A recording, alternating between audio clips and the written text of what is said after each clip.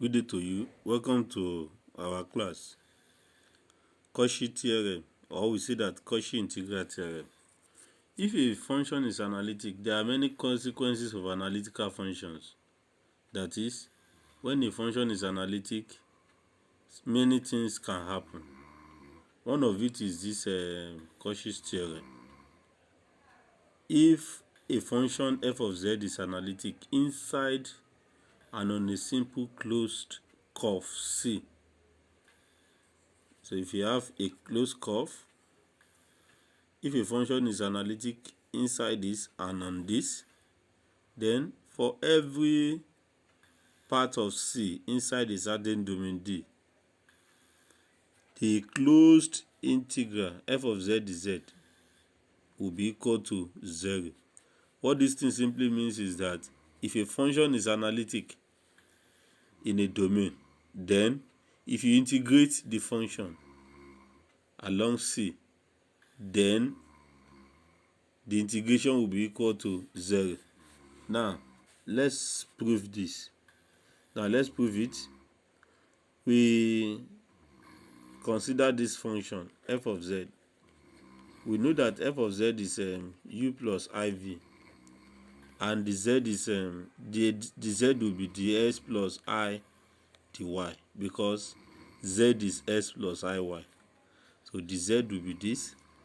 So if you substitute it here, we are considering integration of f of z dz. So this will now become u plus iv into dx plus I dy.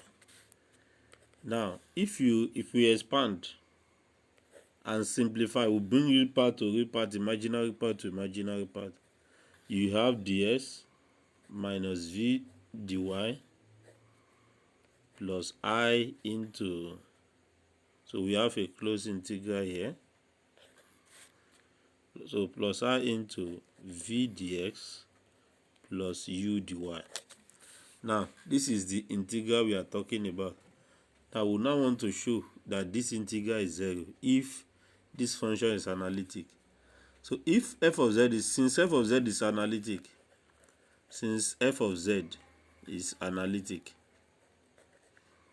so definitely Cauchy-Riemann equation must be satisfied.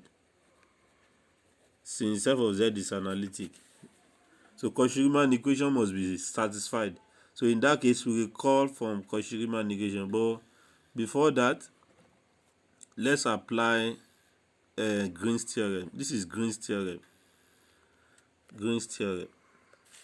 That is, if that one says, if you are integrating this p ds plus q dy, this will be equal to double integral dq dx minus dp dy dx dy. Now, we are going to apply integral to this first integral and this second integral. So this is our p here, this is our q in this place. In that case, our I will now be equal to double integral, so let me put d here, double integral u. This is our u, so that will be, u is representing our p here, and v is representing our q. So that should be minus dv dx minus du dx, then dx dy plus I into, now this is our v, is representing q, p, this is our q. So that for that place should be du ds minus p, our p is v, dv dy dx dy. Then this place too is dy. Now, since f of x is analytic, Cauchy-Riemann equation is satisfied. So by Cauchy-Riemann equation, du dx is equal to dv dy. and dv dx is equal to minus du dy. So in that case, our integral will become, this is dv ds, this is dv ds here.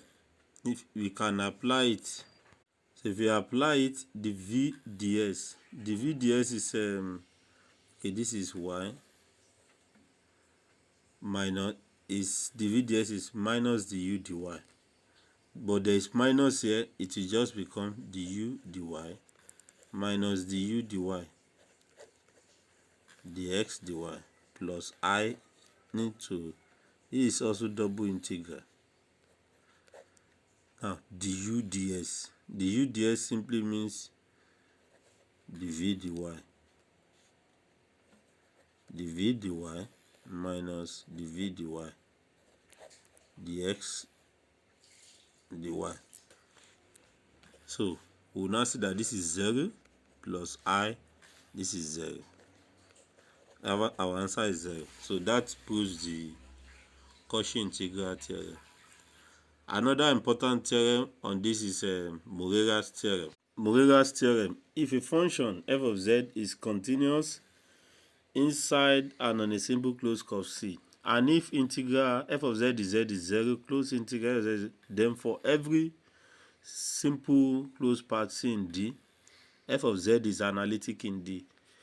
This Morera's theorem is the converse of this Cauchy's theorem. And what that means is that if a function, we have said that if a function is analytic, then the integral in the domain must be equal to 0.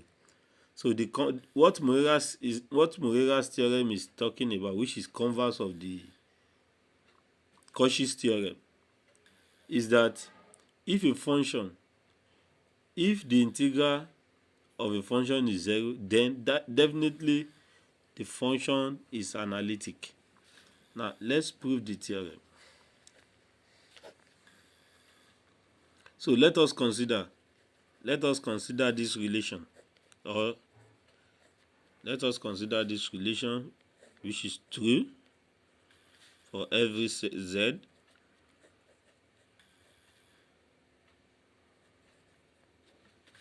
Now let's consider this relation. If we put anywhere we see z, we express it as z plus zeta z, just like we are differentiating from the first principle. So here this will be z plus delta z f of t dt. In our O-level calculus, we normally say minus f of z. This minus f of z. So that will be this one minus this. That will be z naught, z plus delta z f of t dt minus z naught f of t dt. Because this is our f of z plus delta z, this is our f of z here. From that place, by law of algebra of integration, we can merge these two together. How do we merge it? This minus will become plus when we interchange this integral.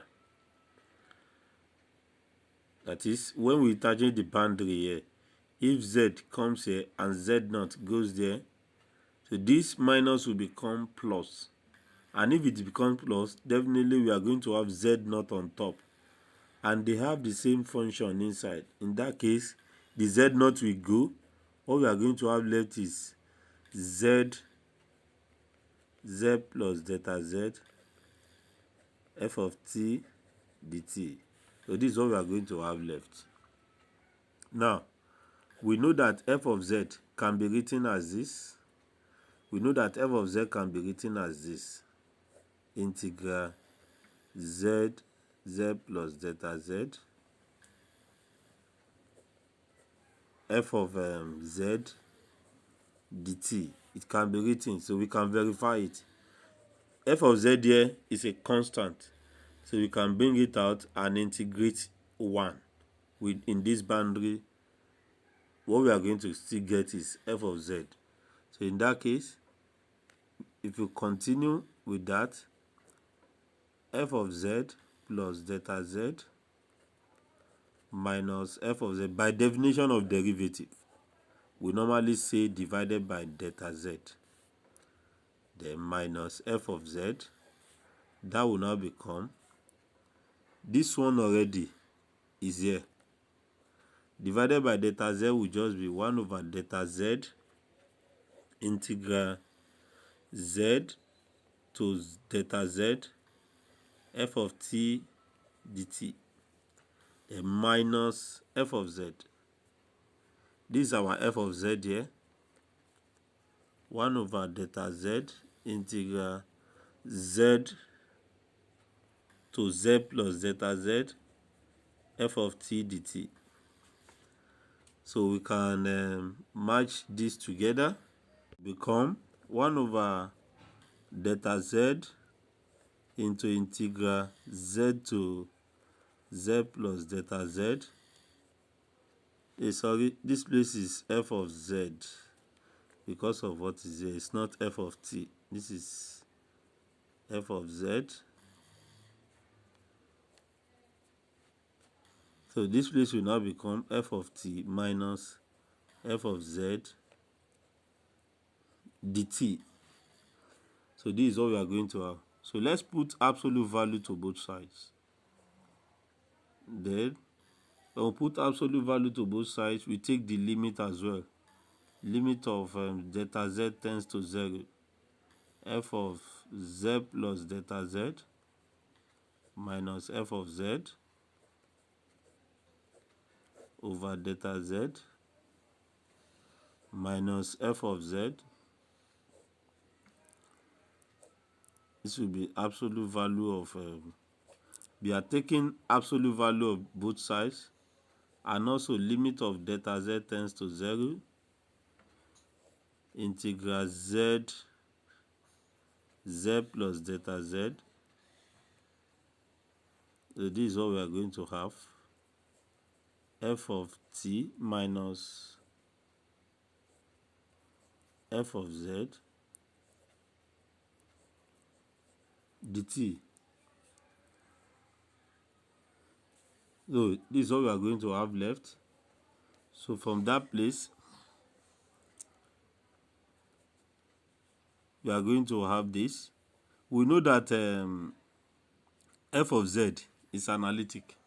F of t is analytic.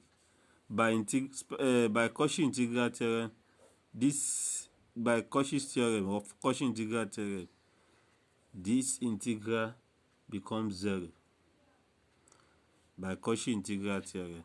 So in that case, we can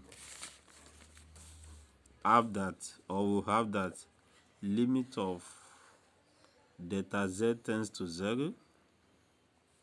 This will now become f of z plus delta z minus f of z over delta z minus f of z is equal to 0.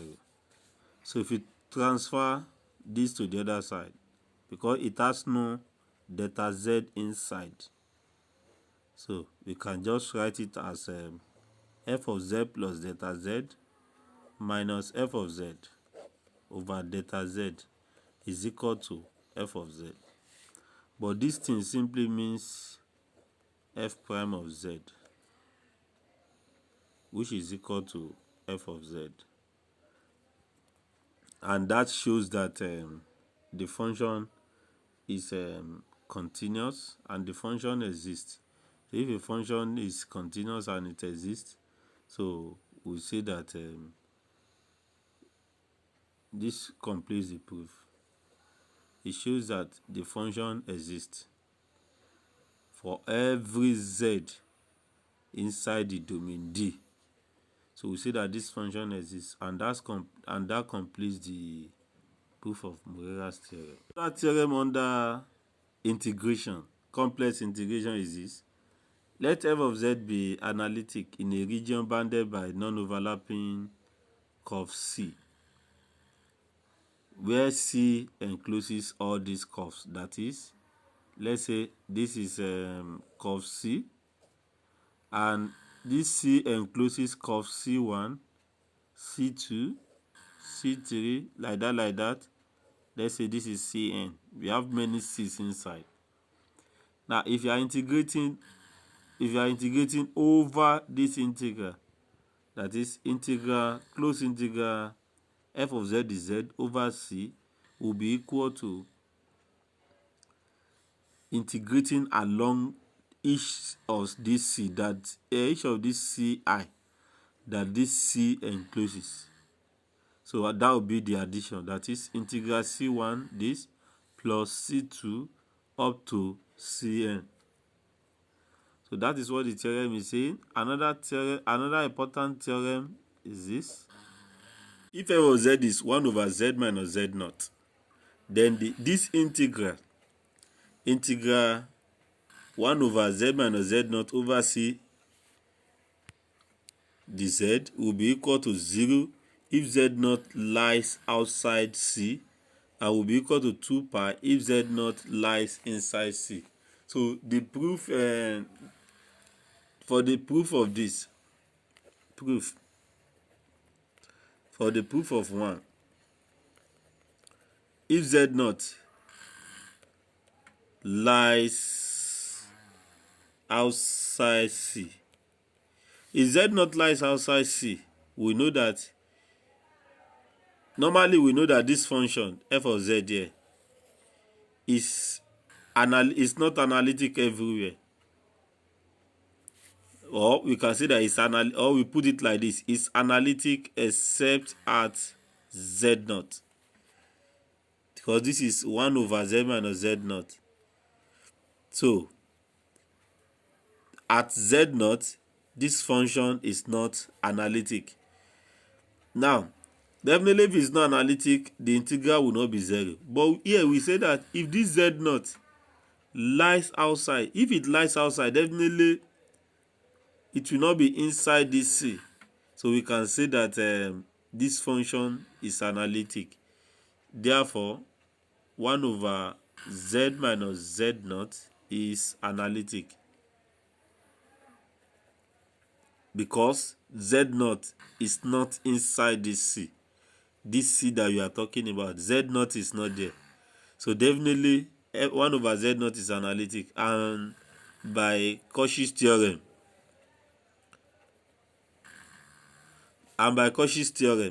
so we can say that this integral is 0, because we have said from Cauchy's theorem that if a function is analytic, then the integral is 0. And we have just seen it now, that if z naught lies outside, definitely this 1 over z naught will be analytic. Normally it's not analytic, but this condition says if it lies outside, so it's 0. Now let's now consider if z naught lies inside C. If z naught lies inside C, so we can say that z naught is z minus z naught. We let z minus z naught to be r exponential I theta. That is from theory of complex number. So we can express z in terms of exponential. From that place, z will be equal to z naught r exponential I theta. If you differentiate, the z will be equal to this is plus, the z will be equal to ri exponential I theta. So where theta lies between 0 and 360 degrees, which is 2 pi there. In that case, this integral C dz over this, so over z minus z naught, will just be equal to 0 to 2 pi. Our dz is this is our dz there, I r exponential I theta. There's the theta there. d theta over z minus z naught. These are z minus z naught here. R exponential I theta. This cancels this. What we have left is just I 0 to 2 pi d theta. And this is very easy to integrate. So it will just be theta 0 to 2 pi, which is I into 2 pi minus 0. So finally our answer is 2 pi I. So we have shown that if z naught lies inside C, so the integral is equal to 2 pi I. And we should take note of this. It's very, very important. The theorem, we can generalize it as follows. This theorem, we can generalize it. So we say that this integral is 0 if n is not equal to 1. And we have just seen the proof. Now let's take example on Cauchy's theorem. Example 1, verify Cauchy's theorem for this function where C is a square having these vertices. So these are the vertices of the square. That is, the square is bounded by this point. This point can just be written as a into 1 comma 1, b into 1 comma minus 1, these two, c into minus 1 comma 1, while d into minus 1 comma minus 1. Let's check it whether it satisfies Cauchy's theorem. Firstly, we need to express this integral in terms of u and v. X is z is x plus iy, then there is square there, plus I into x plus iy minus 4. So when we simplify and we expand, we simplify, we bring real part to real part, imaginary part to imaginary part, we are going to have 3x squared minus 3y squared minus y minus 4 plus I into 6xy plus x. From that place, we can now see that our u is 3x squared minus 3y squared minus y minus 4, and our v is 6xy plus x. So from that place, we can now integrate, because this is what we want to check, this closed integral.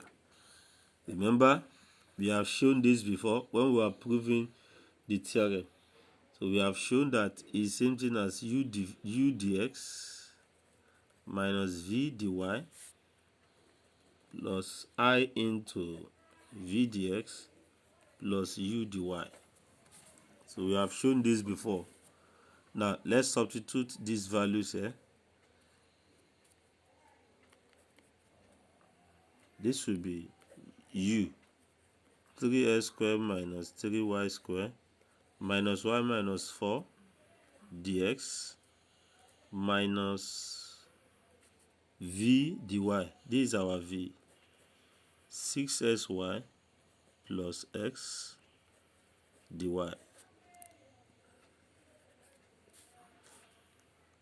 plus I into integral v. Our v is 6xy plus x dx plus u dy.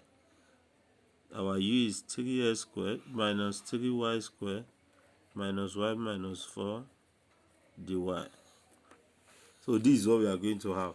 So we can now integrate this. So this is line integral in our elementary calculus. So this is line integral. So we need to integrate it along AB. So we have known there that A is 1 comma 1, B is C comma, okay, B is 1 comma minus 1, 1 comma minus 1. So if you apply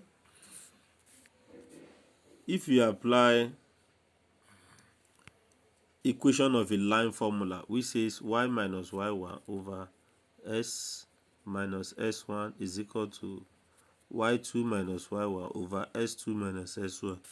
If you apply it here, s1 y1 s2 y2, we are going to have that x is equal to 1 when we apply the integration. So integrating, we have that ds is 0.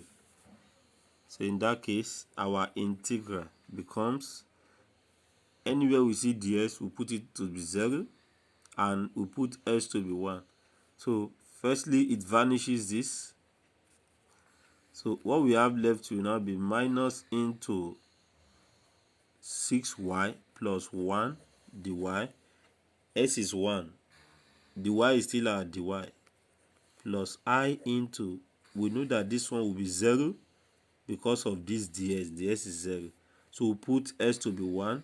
So this place will be 3 minus 3y squared minus y minus 4 dy. Now, I don't need to show you this integral.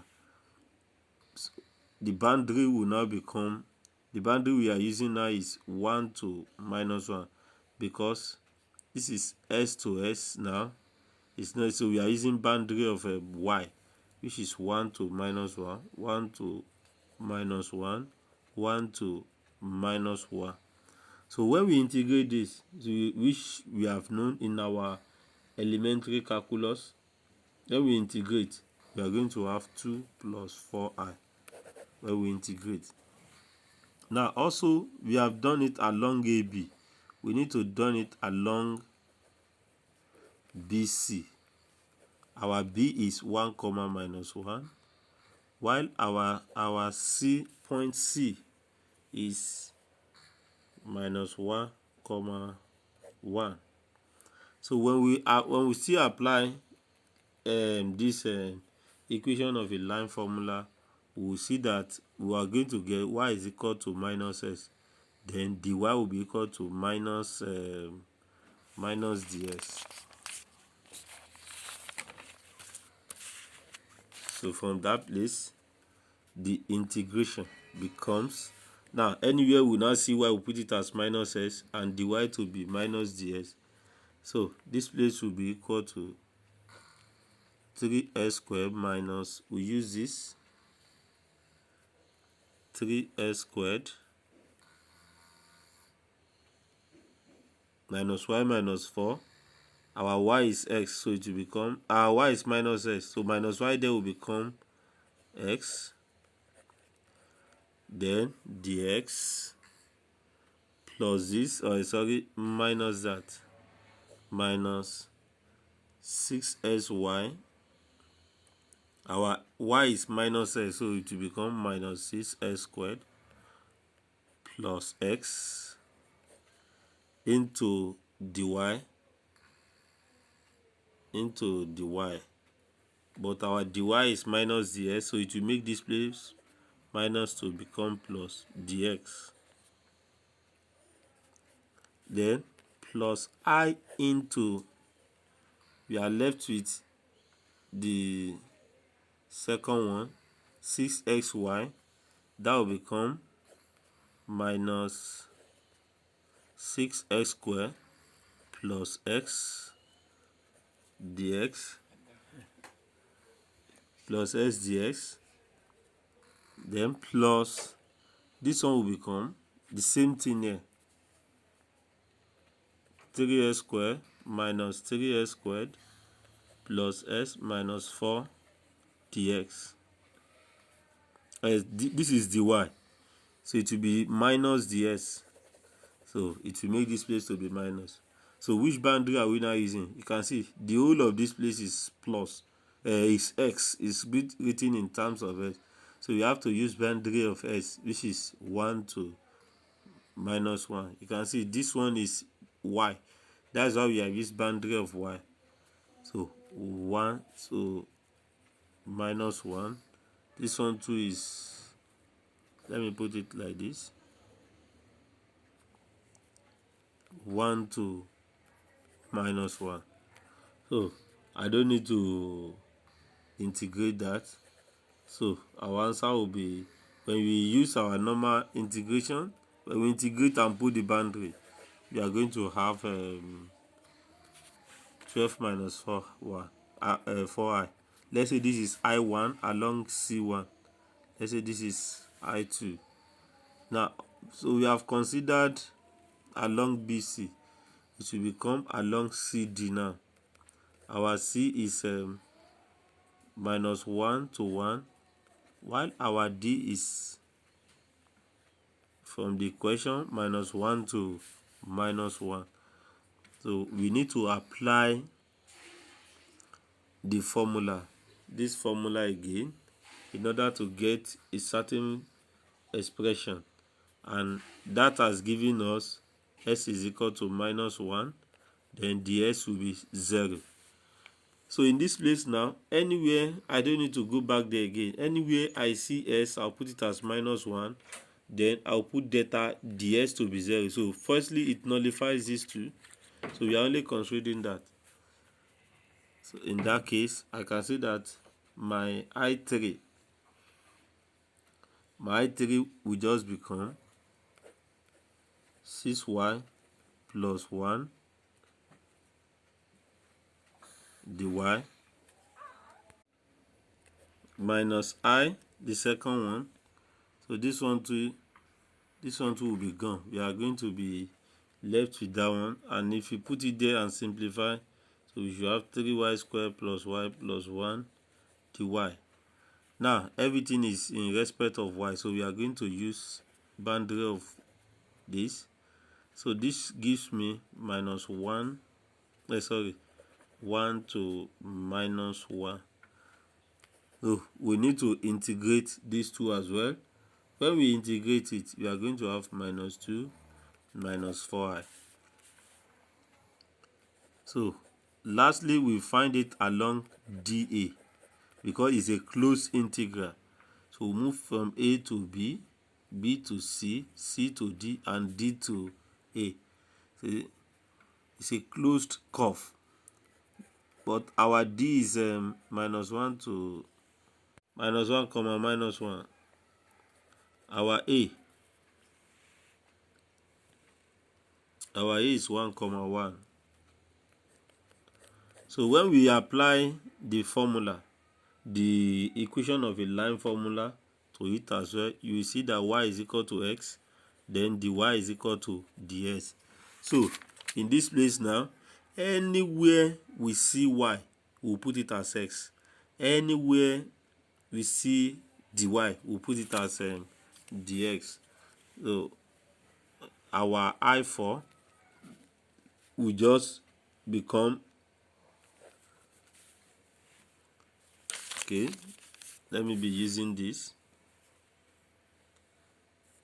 because this is y and y is x, so this will leave, so it will remain minus x minus 4 instead of minus y minus 4. So it will be minus s minus 4 dx, and for the second one, you see I have minus there, minus 6s squared plus x, dy has become dx, plus I into, so this one too will be 6s squared plus x dx, plus this one will leave. What we are going to have left here is this, minus s minus 4 dx. So the whole thing remain there is just minus, is just x. So that means we are putting the boundary of s, and the boundary of s is minus 1 to 1, minus 1 to 1, minus 1 to 1. So we now need to integrate this and put the values there, and that gives me minus 12 plus 4i. So therefore the integral f of z is z will now be I1 plus I4, I2 plus I3 plus I4. So we have used this theorem here, that if C encloses some points, so it will be addition of the integration over the along the whole point. That is why we have used DA, AB, BC, CD, and DA. and add it together in the end. Our I1 is 2 plus 4i. Our I2 is 12 minus 4i. Our I3 has given us minus 2 minus 4i, and our I4 is minus 12 plus 4i. So when we add and simplify all this, you see that our answer will become 0. So since our answer has become 0, in that case, that function satisfies Cauchy's theorem. Or we can say that Cauchy's theorem is verified. Hence, Cauchy's theorem is verified.